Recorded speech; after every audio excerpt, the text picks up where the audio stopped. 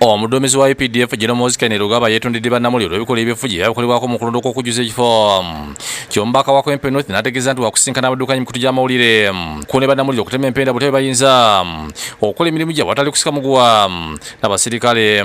Kino kiddiridde bannamawulire ab'enjawulo abaakubwa n'okutulugunyizibwa abakuumaddembe be baali bagenze okusika amawulire mu kulonda okw'e Kwempe North. Bankubye omusajja nkubye n'amanyo gange muno bankubye batoni okumumwa. Kino kyalaliza abakulembeze b'ebibiina eby'enjawulo ku lwokuna lw'owiiki wedde okulangirirako erimu n'okusiira ebitongole ebikuumaddembe okuli poliisi n'amagye ekikookolo olw'okulinnyirira eddembe lyabwe.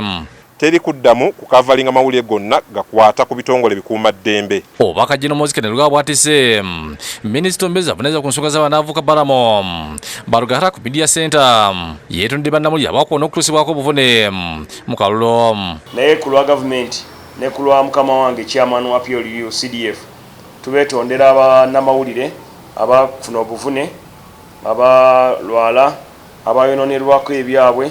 Era tujja kukolera wamu ne Minister wa Information oba ICT okulaba engeri gye tubabudaabudamu n'okubasupportinga mu recovery wamu ne rehabilitation okulaba nti muddamu okukola emirimu. Nga nnyongera ku ddoboozi lya CDF yagambye tewajja kuddamu kavuyo konna wakati w'abamawulire n'abasirikale.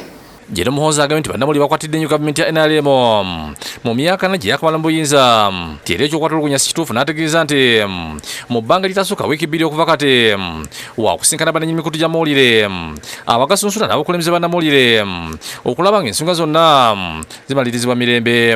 Ate tujja kuteekawo meeting nga ennungi enagatta bannyini mawulire ne bannamawulire wamu n'ebitongole ebikuumaddembe. CDF meeting agiyise. Nsuubira nti mu wiiki ng'emu oba bbiri meeting ejja kutuula tusale amagezi tulabe engeri gye tusobola okutereezaamu omulimu kubanga abamawulire mwe bakalabalaba.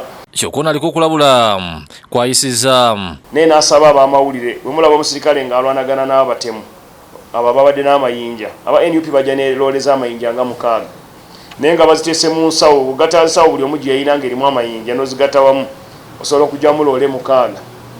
So ne batandika okukuba amayinja abasirikale. Naye ate mufo ky'abamawulire okulaga abali mu kusuulira abasirikale amayinja badda ku basirikale kubanga kye kitunda nti abasirikale bakutte emigo.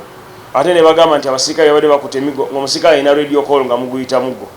Ekintu ky'omulaba ekyo kya antena gye mwalabye radio call eyo antena. Olwa Minisita Balamu ng'ayita ku mitimbagano akiikidde President Museveni olukuŋŋaana lwa Annual Planet Youth Conference 2023 lwateekeddwa mu ggwanga lya Iceland kwefuba okulwanyisa omuze okukozesa ebiragalalagala mu bavubuka. Pulezidenti alangidde olutalo ku bakulembeze abakozesa ebiragalalagala ko n'ababikukusa okubitwala mu mawanga amalala. So Pulezidenti agambye agenda kufiira ku banywi b'enjaga nti mwe abanywa enjaga abakozesa akawunga abakozesa empiso abakozesa ebintu ebivaako byonna Mwami Museveni tagenda kubatira ku liiso. Ategeeza nti Uganda efubye okulwanyisa ebiragalalagala ng'eyita mu kusomesa abavubuka n'asaba abakulembeze b'amawanga amalala okumwegatta ku lutalo lwaliko okubirwanyisa. Era akubiriza abakulembeze abazungu kubanga ne bano abalala bonna beetabye mu lukiiko luno mu Iceland okuba nti tukolera wamu ng'amawanga okulaba nti tumalawo abantu abasuubula enjaga abagijja mu mawanga amalala ne bagayita mu mawanga amalala. Magala yakusakidde guli mu Bukedde TV.